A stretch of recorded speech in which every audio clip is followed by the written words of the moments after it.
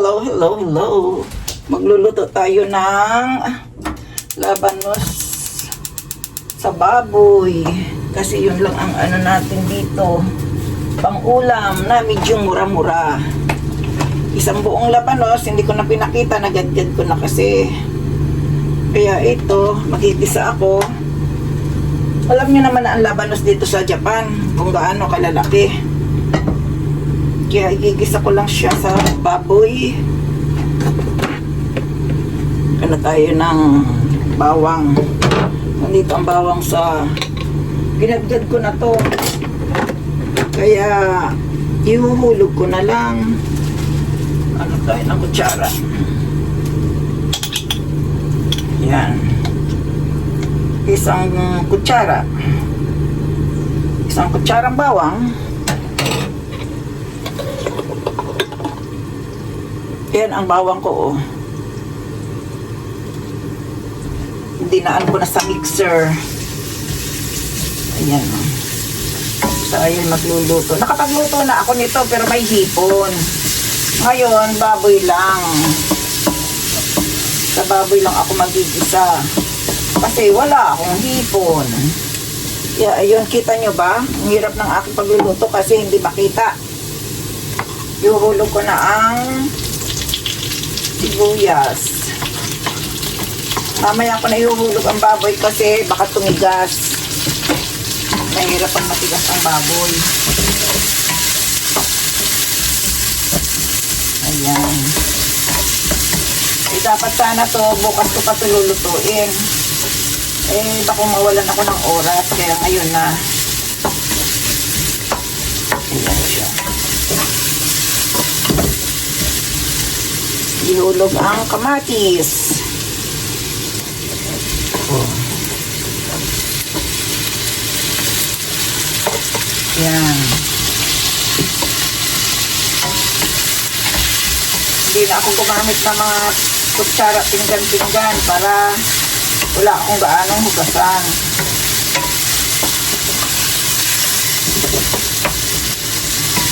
Pwede na dito, ilagay lang ang itlog. Okay na, ano, ulam na. Sayang pala.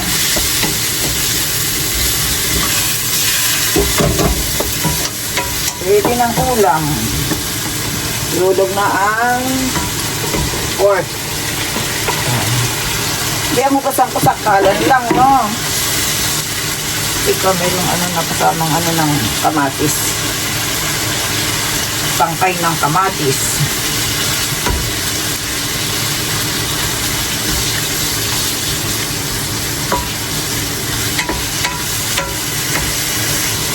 Masarap kasi ang labanos ngayon, taglamig.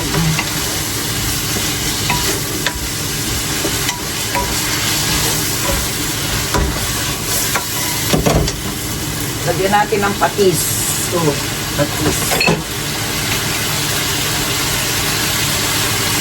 Hindi ko na ito gagamitan ng asin. Patis na lang. Yan. Pwede na siguro yun.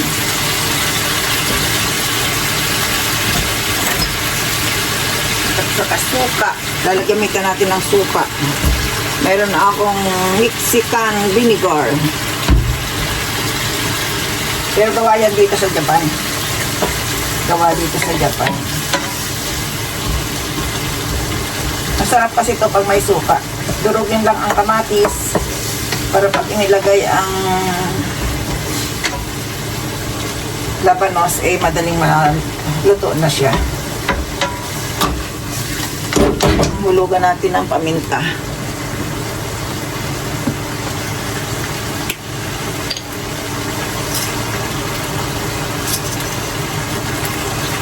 Ay, bukas. Baka mapasok sa... Bakit? Bukas nga ba? Bukas nga. Sandali. Binuksan ko nga pala ito nung nakaraan. Kasi kumuha ko ng laman. Buo.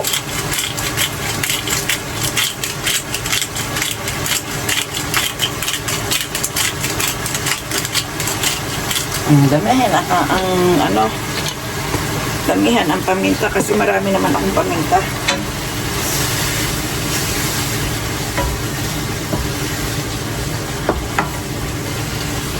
Ayan. Tapos ihulog natin itong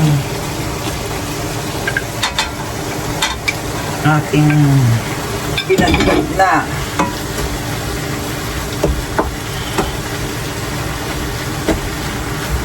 labanos.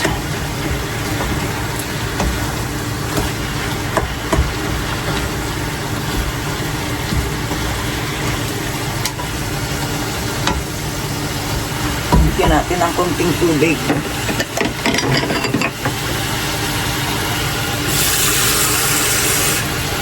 Siguro pwede na isang ganito lang.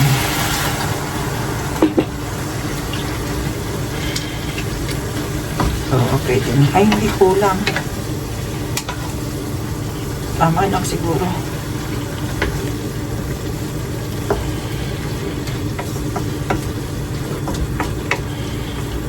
O, pwede na. Magtutubig pa to eh. Marami ng tubig na daw napiga. Pero marami pa rin tubig itong lalabas. Takpan muna natin sandali. Yan.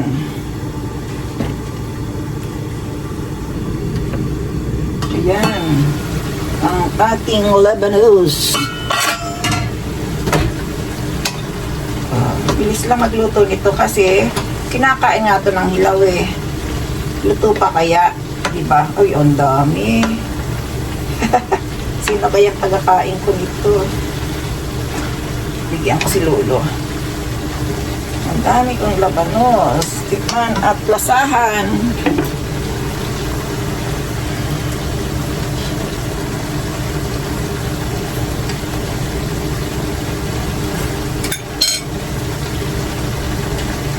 At tabang pa.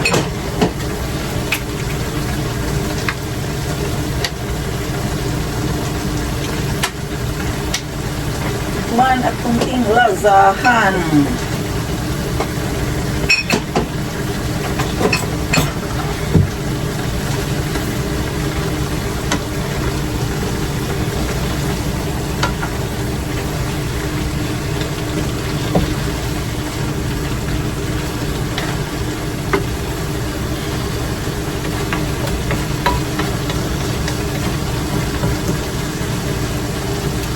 Takpan uli natin. Ayan. Ayan, buksan uli natin ang ilang minuto ang nakaraan. Tapos lagyan natin siya ng supa.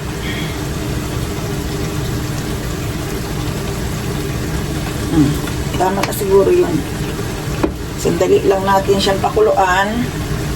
At habang nagpapakulo, tago ko na itong aking mga ingredients.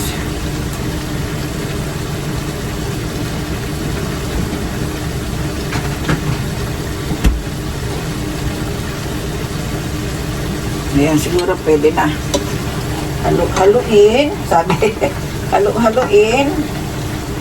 At atin ang titikman ulit.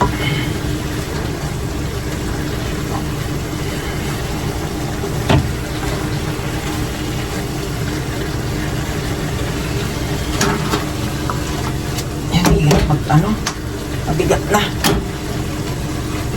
Mabigat, hindi kaya.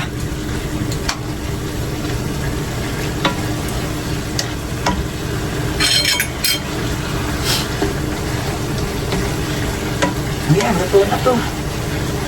Okay na.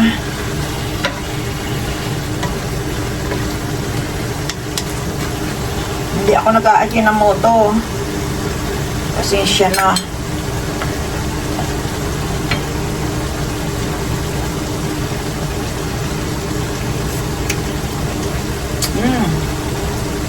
Pwede na. Masarap na. Tubig pa rin siya, no? Yan na, ang aking labanos in pork. Ayan na ang aking labanos na ginisa sa pork.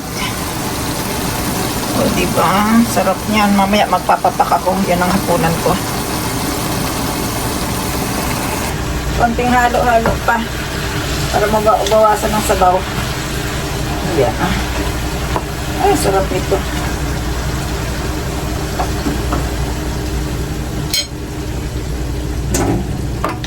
Ang aking tanghalian at ang aking hapunan ay ito na. Oh. Sarap nito ah. Manginaon.